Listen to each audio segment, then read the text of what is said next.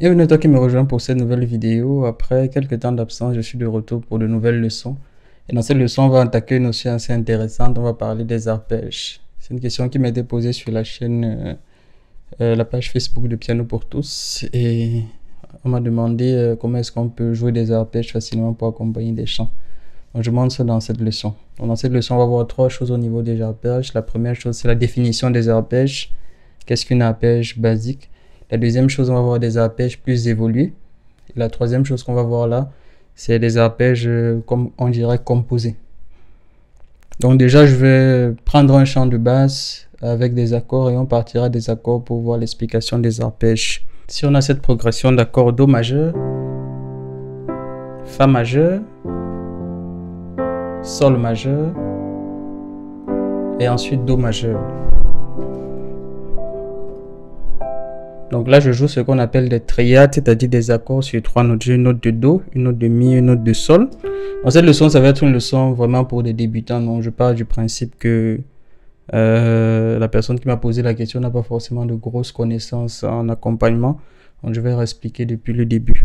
Donc accord de Do majeur, note de Do, note de Mi, note de Sol. Donc ça fait ça.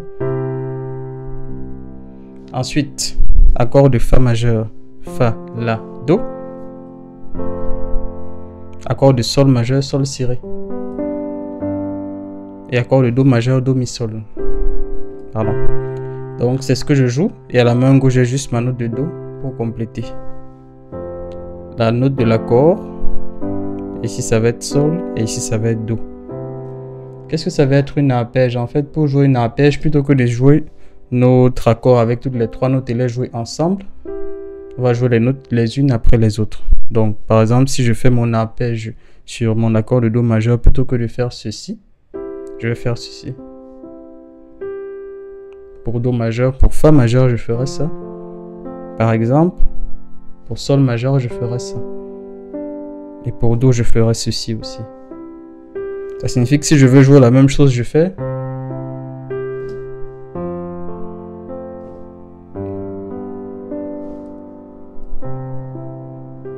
Ça donne ceci.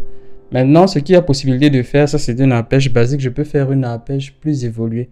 Qu'est-ce que je fais en arpège plus évoluée? C'est que je ne suis pas obligé de me limiter à ces deux notes-ci.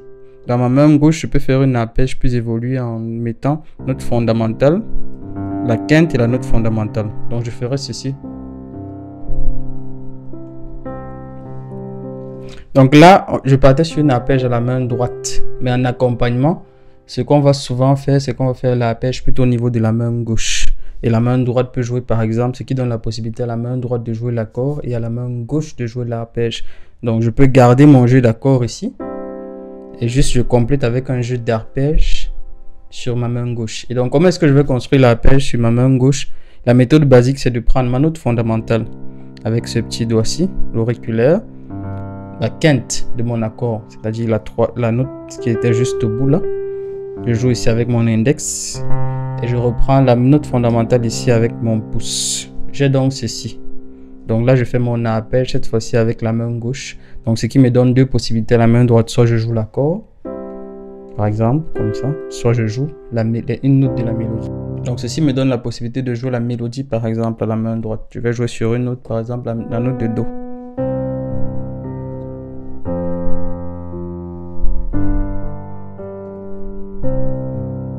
Je peux même jouer deux notes où je prends une autre note déjà. Cette note-ci. Là, je peux même jouer un accord.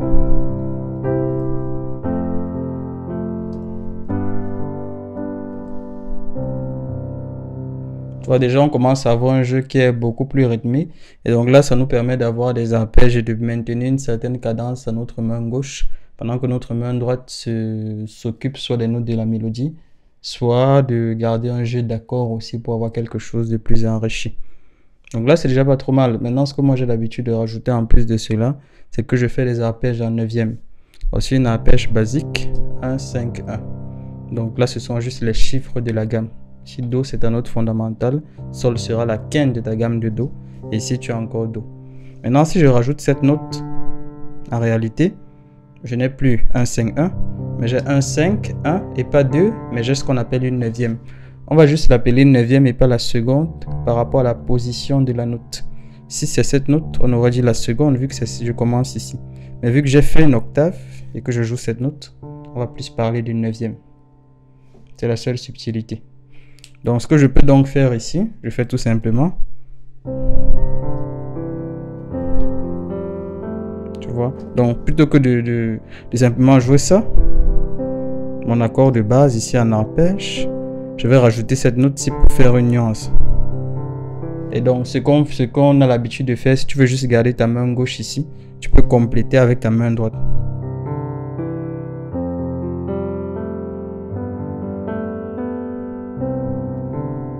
Donc je commence bien comme j'avais l'habitude de faire, mais je viens, quand je fais un 5, 1, je complète avec la neuvième, je reprends la note de l'accord.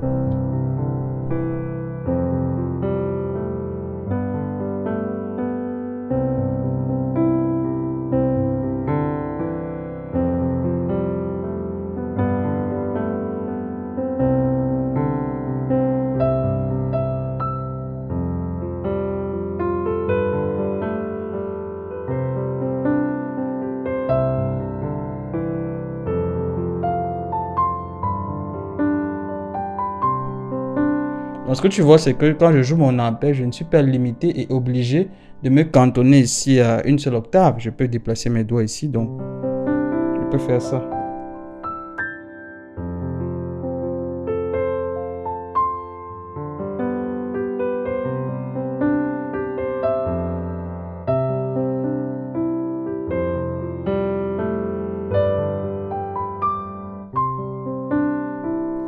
Et moi, quand j'ai commencé à jouer, je ne connaissais pas tout ce qui était de grosses transitions d'accords. Donc, tout ce que j'avais, moi, pour apprendre à jouer bien accompagné, c'était mon jeu d'arpège de quelques mélodies. Et c'est comme ça, quand j'ai joué énormément de chants uniquement avec ces arpèges, dont les débutants qui me disent, ouais, mais moi, je connais pas vraiment les accords, les gros accords de passage.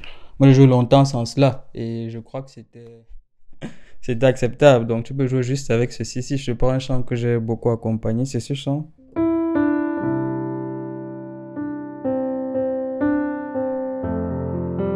Il a cette progression d'accord.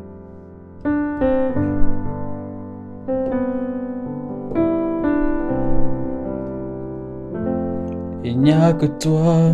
C'est un chant qui dit il n'y a que toi, Seigneur, il n'y a que toi. Donc les accords, ça fait bien Do. Ensuite Fa. La la la. La la la la. Tu vois? Donc on est bien sur Do. Fa.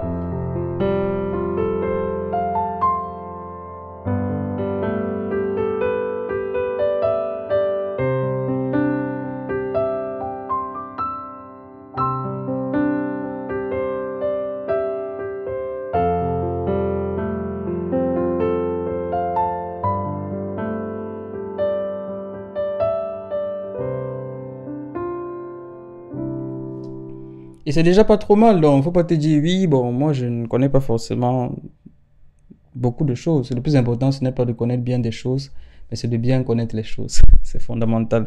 Et donc juste en maîtrisant ton jeu d'arpège, en t'entraînant en gamme de Do, à faire des déplacements de cette manière, avec ta quinte, ta quarte et ta quinte, tu arrives à avoir des accompagnements qui sont plus intéressants. Après, tu peux étendre aussi à d'autres progressions d'accords, des progressions qui ont par exemple la seconde, qui ont la tierce, etc. Et te familiariser avec un jeu d'arpège intéressant. Donc, tu peux faire des arpèges soit avec ta main droite, si tu veux à certains moments en fait varier ton accompagnement et ne plus faire trop d'accords, ou alors tu fais des arpèges avec ta main gauche. De cette manière, avec ta main droite, tu peux continuer tes accords et tu peux aussi rajouter des notes de la mélodie. Dans cette leçon, on a vu les arpèges en fait comme des fractionnements d'accords sur plusieurs notes. On a vu qu'on peut jouer des arpèges basiques à la main droite avec sur notre triade ou à la main gauche en 1-5-1. On a vu aussi qu'on peut avoir des arpèges plus évolués sur la base des accords enrichis avec des neuvièmes. Dans une prochaine leçon, je vais te montrer comment est-ce que tu peux accompagner sans passer par les arpèges, mais en utilisant d'autres éléments, notamment ce que vous aimez bien, que les débutants aiment bien, c'est ces fameux accords de passage et tout ça. Ok.